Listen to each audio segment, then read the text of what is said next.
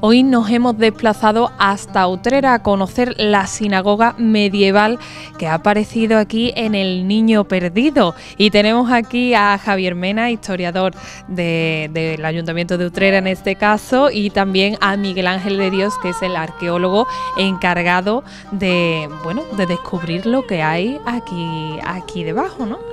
Exacto.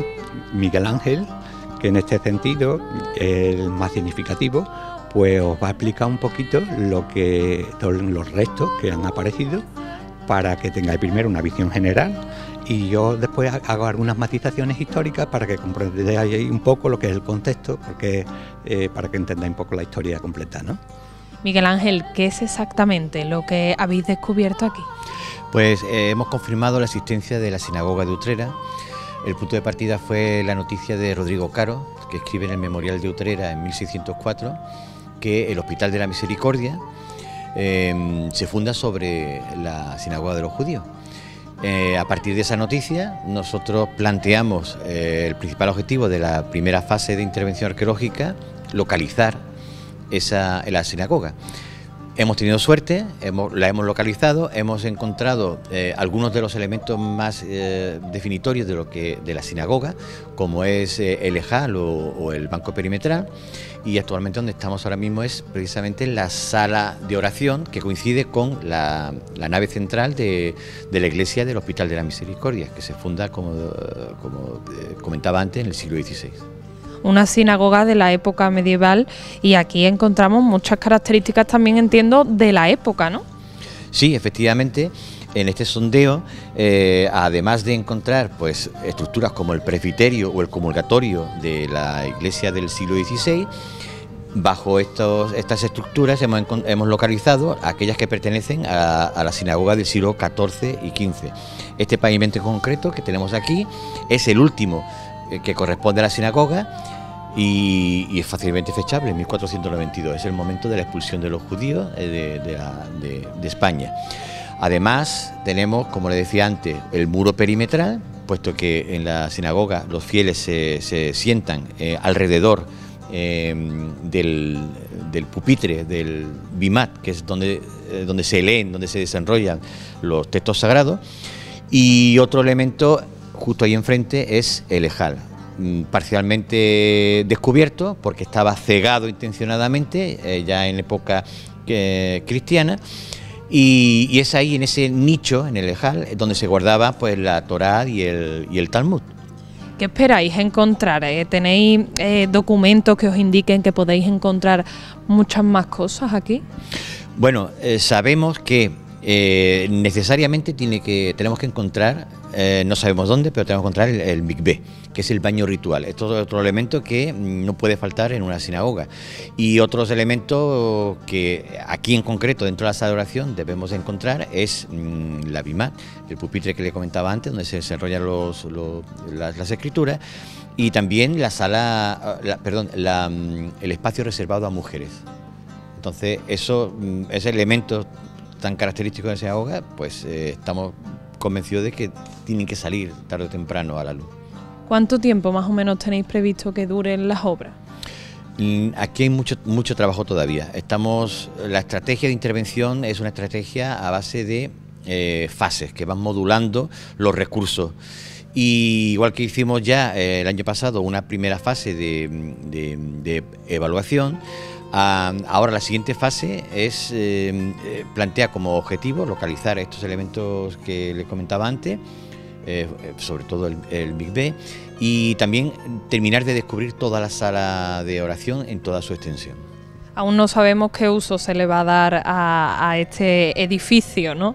No, el programa de uso todavía no está definido. Lógicamente hay que investigar el inmueble antes de saber qué posibilidades tiene este edificio, que en principio son muchas.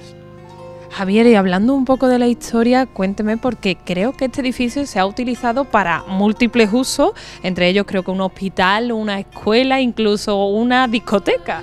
Exacto, fíjate, desde los comienzos, la importancia que tiene el sitio, que está en el corazón de Utrera, pues ha permitido siempre un uso público o un uso para, en este caso, para utilización pública, y que gracias a eso pues se ha preservado, ¿no? Entonces sabemos que lo primero que fue la sinagoga con la expulsión pues se transforma en Hospital de la Misericordia, y del Hospital de la Misericordia empiezan las ampliaciones, se hace una capilla de la Caridad, después va evolucionando en el tiempo y se convierte en casa cuna.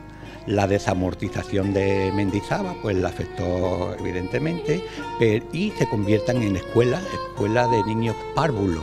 Estas escuelas de niños párvulos eran muy pequeñitas, eran 3 clases, esta por ejemplo era la clase tercera, y yo por ejemplo que he vivido en el entorno, pues he conocido aquí maestros como don Carmelo Pérez, don Miguel Tejero o don Antonio Tenorio, que eran los 3 maestros que vivían aquí, y cómo también se utilizó este espacio pues para el Museo de los Álvarez Quintero. En el año 64, doña María Luisa, que era la descendiente de los Álvarez Quintero, donan al Ayuntamiento de Utrera los enseres personales de los Quinteros, y como este espacio que el Ayuntamiento lo tenía en alquiler y demás, aquí se montó todo lo que es el Museo de los Quinteros.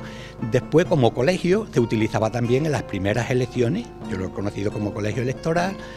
Después lo he conocido como PAS, que se le puso el nombre del niño perdido, restaurante. Eso iba a preguntarle, Javier, ¿por qué se le da el nombre de niño perdido? Mira, se le da el nombre del niño perdido porque durante la etapa que fue casa cuna o casa de expósito, el niño de Dios es protector de los niños pequeños indefensos y niños, en este caso niños perdidos, los que llamaban niños que no tenía nadie. Y él, porque él se perdió, hay un pasaje de la Biblia donde el niño de Dios se pierde, ¿no? Y esta calle, que se ha llamado indistintamente Misericordia por el hospital, se le puso el nombre de Niño Perdido, pues en recuerdo de del Niño Jesús y de los niños que a través del torno pues lo depositaban en esta casa, ¿no? Me resulta muy curioso que justo donde está grabando mi compañero, en la zona de que era el tablao, ¿no? Digámoslo así, cuando era discoteca. Antes que la discoteca, el pub, en ¿no? el pub es cuando realmente aquello tenía un contenido cultural, porque la familia de los Montoya, Enrique Montoya, sabéis ustedes que el famoso cantante y demás, tenía muchísimos amigos, y entonces se hacían, sobre todo los viernes, unas actuaciones especiales. Yo recuerdo que en esta zona estaba el piano, uno de los grandes músicos que tenemos en Utrera es el hijo de Enrique Montoya, David Montoya, que tocaba el piano. Recuerdo incluso hasta como una especie de contacuentos más pequeño, del hijo de don Manuel Morales, de Manolo.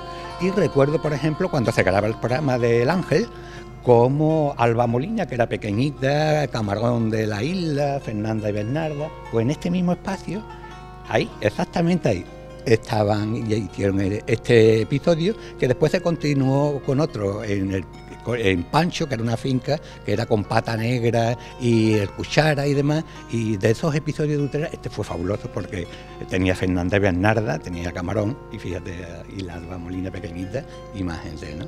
Hombre, es que estamos hablando de grandes personalidades que han pasado por aquí. Y durante todo el tiempo, que es lo que tiene de bueno, es que no solamente ha sido un sitio para entrar y demás. Desde aquí tenemos que pensar también que en la época del barroco, que es cuando realmente se convierte, a partir del siglo XVI, se mete la misericordia después de la expulsión, y en el siglo XVI-XVII se le amplían las dos naves, la epístola y el evangelio, que son las dos naves laterales, y es cuando aparece un fervor muy significativo hacia un Cristo, que es el Cristo de la Misericordia, que está ahora depositado en la parroquia de Santiago, pero que está normalmente en el cementerio, un Cristo que tenía mucha atracción. Y en los días de Semana Santa había una hermandad que era la Hermandad de Amparo, que salía en la tarde-noche del Viernes Santo, pues con la Virgen de Amparo, una canina, como la que hay en Sevilla, y 4 ángeles con los símbolos de la Pasión, que hacía que la gente salieran y se concurrieran en las puertas de este templo. Y después todas las noches, desde 1649, que fue la peste bubónica, y y que se crea en el anexo lo que es la Capilla de la Caridad, que es una hermandad filial de la de Sevilla, que tiene como obra de misericordia enterrar a los muertos.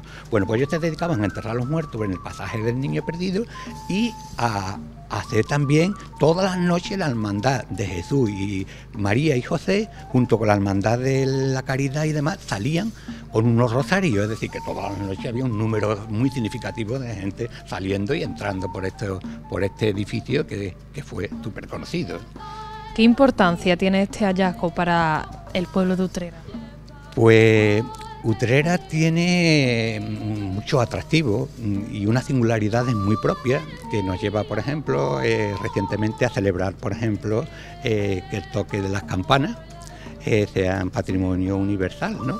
Y material universal. Y esta propuesta, que ha salido por la forma peculiar de tocar las campanas de Utrera, la situó lógicamente a nivel mundial hace muy poquito, pero es que Utrera tiene un bagaje muy grande. En el mundo del toro fue creador del toro de Lidia, tiene, por ejemplo, figuras muy significativas y esto no es más que aportar un valor más muy significativo, pues tanto a nivel cultural como a nivel patrimonial como a nivel turístico, de un turismo que va a ser, por todo lo que conlleva, el turismo relacionado con el mundo judío y demás, que va a ser muy significativo, puesto que hay muy pocos ejemplos de sinagogas y que son muy poquitas, son sobre 10 y demás, y que tengan estas proporciones y que tenga esta antigüedad y que de alguna forma tiene un valor añadido, que es el valor sentimental también, de que los utreranos hasta hace nada hemos estado entrando aquí